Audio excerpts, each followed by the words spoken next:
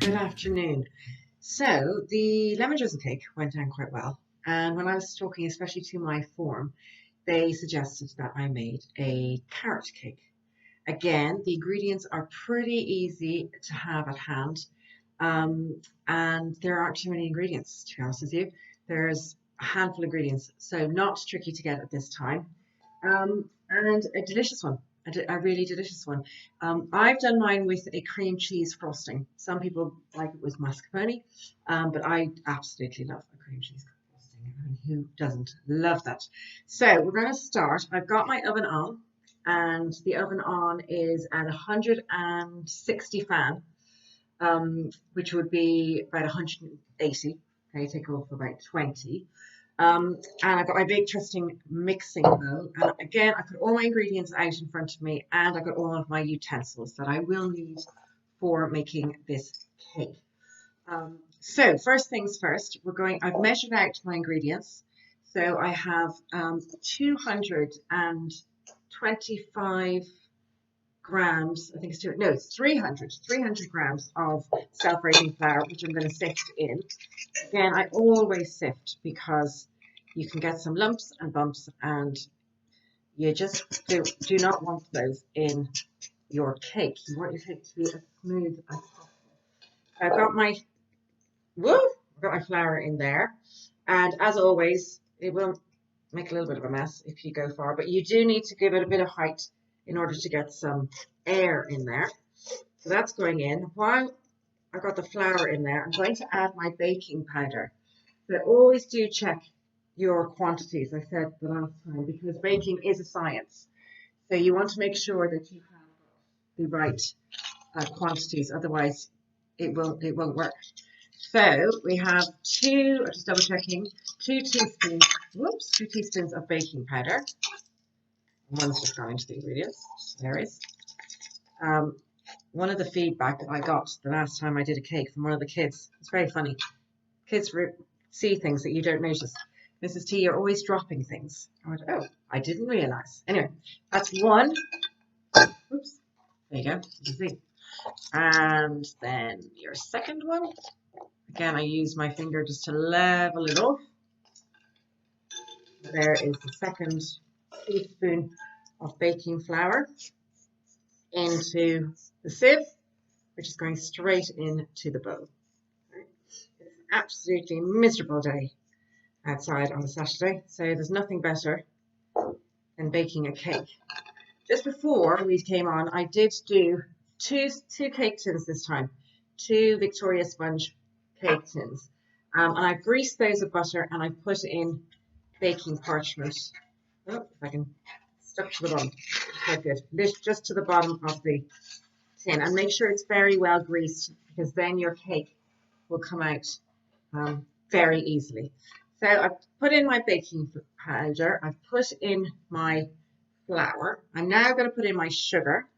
So I have 225 grams of light muscovado sugar. That goes straight in.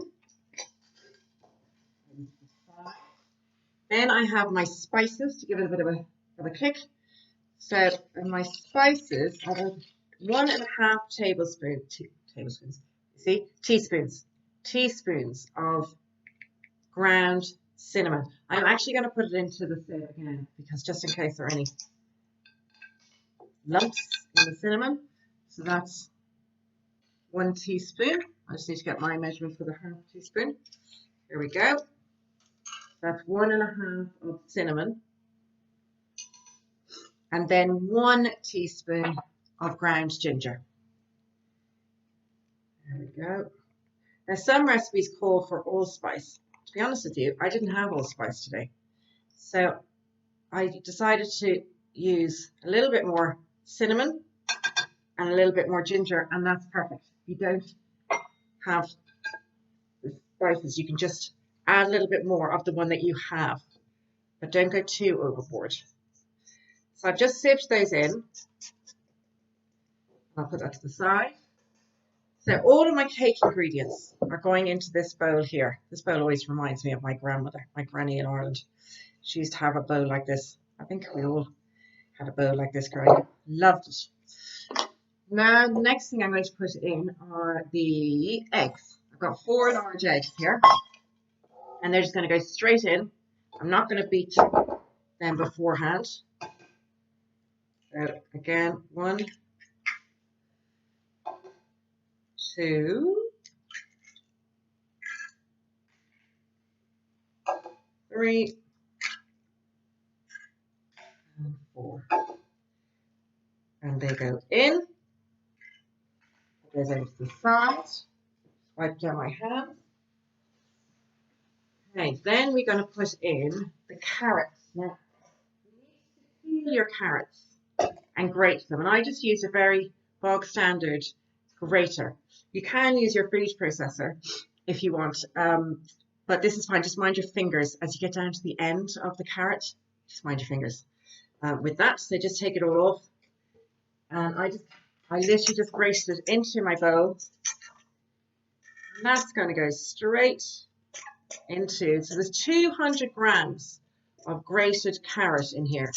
That's what's going to make the cake lovely and moist and really, really spongy and really delicious.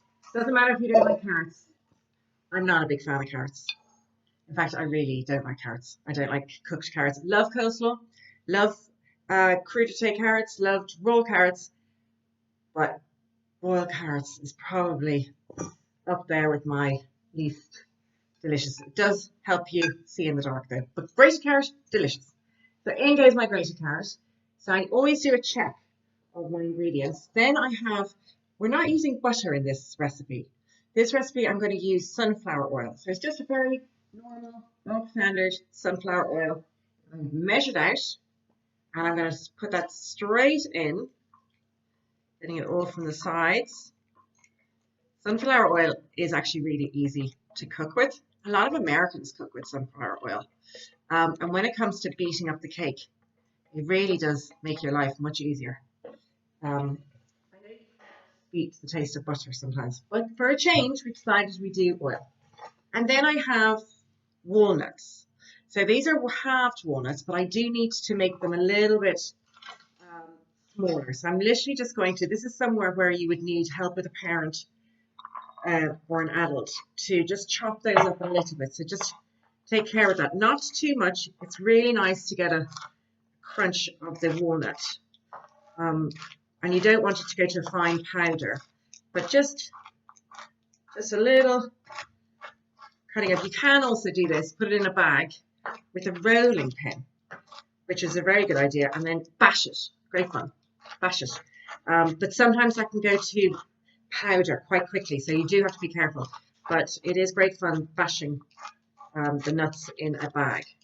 So I think that's as much as I want. See, I've got some nice chunks there, not too small. And I pop that into my bowl.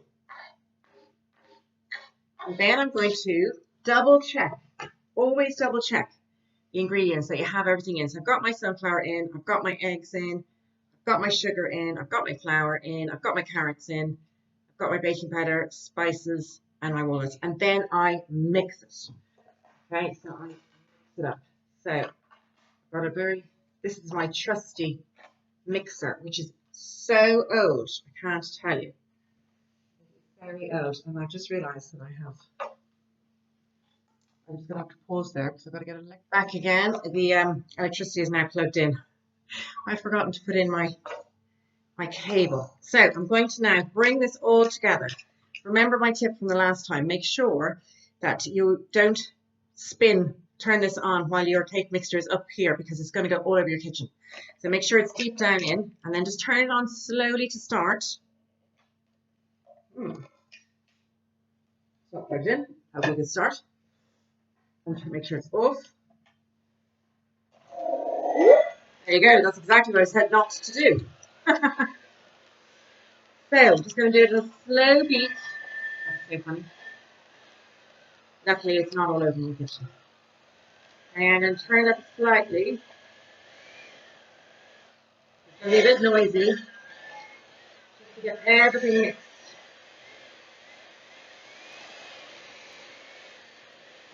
All the dry stuff tends to hide in little corners at the bottom. So you just want to pull that all together. It'll get easier as you mix it all in. I promise you, it's makes it lovely. Now, I'm going to turn it off, turn on tiny bit. There we go. Again, I'm going to leave that cake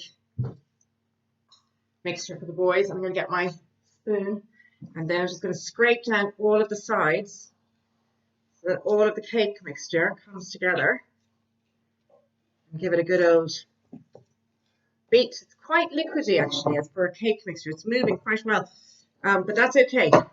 You've got plenty of flour in there and you've got your baking powder, so it will rise. And now I'm literally just going to, I need to take it off on the sides. I'm going to put it into my 2 greased tins and then it's going to go into the oven. This does have cream cheese in the middle and it has it on the top. So we'll have to come back to that later because I have to wait for the cake to cool before I can do that part. So I'm just going to make sure it's even. 1, 2. You don't need to weigh this out. You can just pretty much gauge. 1, 2. And I'll do another one. I mean, if you want to weigh it, make sure it's absolutely equal, you can, but I don't think you need to. I think you'll be fine just looking at it and working it out. Well, that looks lovely. Come back. I'm just going to jiggle it around a little bit in the tin to get it smooth. Smooth it out, and then go back into my bowl.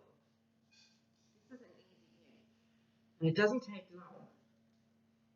The funny thing is, I told the children I was going to make this today, and they're very excited. It was their idea. It was a toss-up between gingerbread or carrot cake, they said. Can I make either gingerbread or carrot cake? When I looked in the cupboards, I had more ingredients for carrot cake. And then I was talking to my sister this morning in Ireland. And I said to her, what are you doing today? Funny enough, she said she was going to make a carrot cake. What are the chances? Well, we always order the same food when we're out, funny enough. The 2 of us. Right, so that's all looking lovely. Make sure it's all off your fingers. I'm going to pop this into the oven for about 35 minutes. I'm going to clear up this mess. I'm going to pop it into the middle of the oven for about 35 minutes. Or until it's golden brown and it has risen and shrunken from the sides of the tin. That's when you know. And then I'll take it out and cool it down. So I'm just going to put it into the oven here.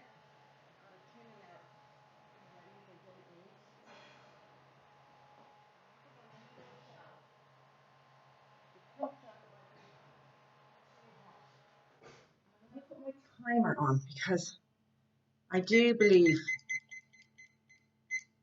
you can't just wing it when you're baking a cake. So I'm going to magically tidy this up and then I'm going to come back to you when the cake is cooled and we're going to make the cream cheese frosting. For the cream cheese frosting, I will need butter, icing sugar, full fat cream cheese. It's really important it's full fat. Otherwise the icing will literally fall off the cake. And I'm going to have some vanilla extract. So I'll be back. Okay, we are back. The cakes are cooked and they are out of the oven and they are cooling on a rack. It's really important that this is done when the cakes are completely cold. Otherwise, the icing is going to melt. Now, I've got Sam on hand here to help me out. So he's going to help me out to put on the icing. Right, so Sam, we're going to do the sieve in the icing sugar. I've got, how much have I got here? I've got 25 grams of icing sugar. Okay, you can fit that in there for me there. I've weighed out my butter, which is room temperature, and that's 50 grams. And I've weighed out my cream cheese, which is 250 grams. I've used Philadelphia, but as I said earlier, it's really important that this is full fat cheese because we don't the other fat cheese, the other low fat cheese will literally come off the cake. You might need that.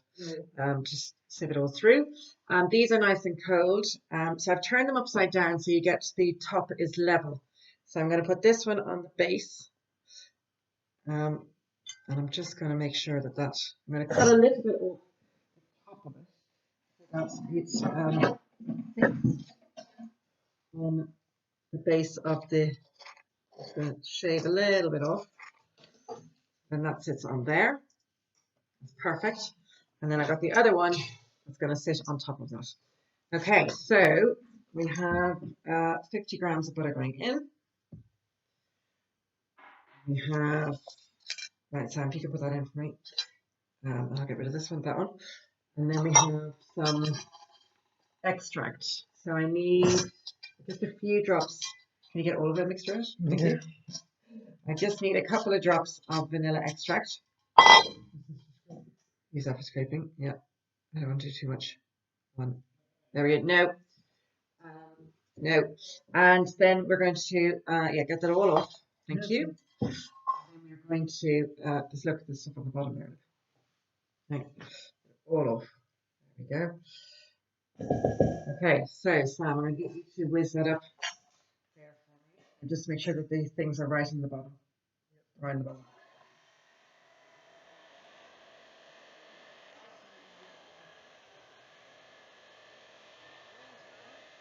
Doing that.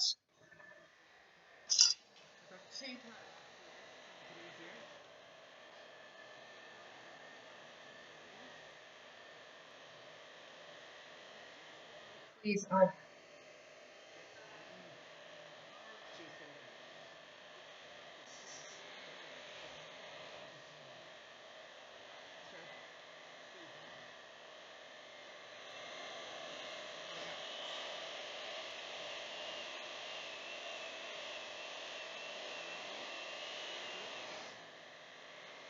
It should be smooth and fully blended. Okay, knock those out. You got everything. Okay, you can lick those later. Brilliant. And then just bring it all together. Okay, Sam, I'm going to put half on this side. I'm going to put half on this side, and you're going to do this bit. You start working with that. And if you need any more, a little bit in there. So you literally just spreading it out. Top one, the bottom one, the middle one you don't need to be too careful about because it's going in the middle, obviously. But this one, you want it in kind of swirls. You need some more. You need some more. Okay, spread it out. And it needs to be really well whisked to make it nice. Right. I think we could have whisked that for a little bit longer. And there. Whoops. That's the topping. Okay. Here we go. Can you put it out to the sides? Yeah. There we go. Nice. Okay. And then make sure you got all the mixture off your. Yeah. What are these called again? I've forgotten. Freshmans? There we go. No, I've forgotten. It's gone out of my head. Yeah. There we go. Okay, so I'm going to lift this. Initially put it on there. Push it down a little bit. I've got some nuts over here. You can put some nuts just around the edge. I think we'll try and make it a bit pretty. Okay. Ideally, they should be halves, so they make it look nice. But I scrunch them up a bit so you can just put them out. There we go. Let's put a few in the middle. There you have. Oh, look at that, Sam. That's good. That's good. There you have your carrot cake. absolutely delicious. You send me your photos if you've made it. I look forward to seeing them. Bye.